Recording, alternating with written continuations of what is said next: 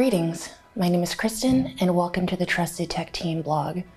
This is where you'll find news, updates, and video tutorials on everything from Office 365 to remote desktop, SQL, and Exchange Server.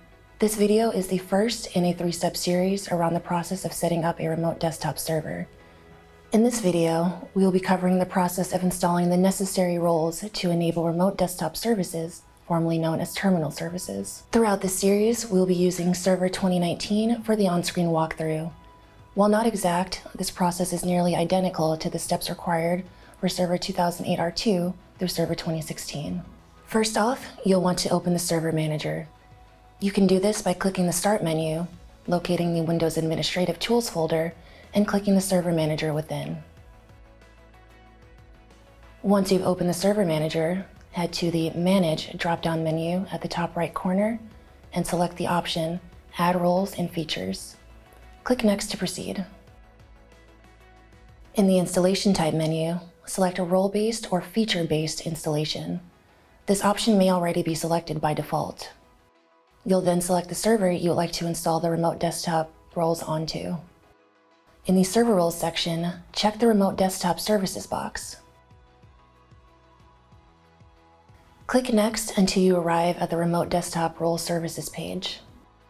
On the Role Services page, select the roles you are looking to utilize for your remote desktop server.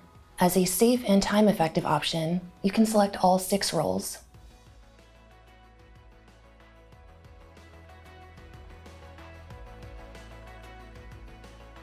Click Next until you arrive at the confirmation page, followed by Install.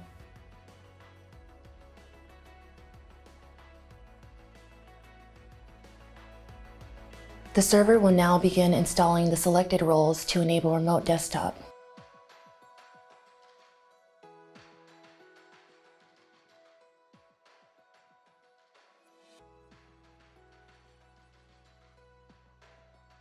Once the progress bar completes, hit Close.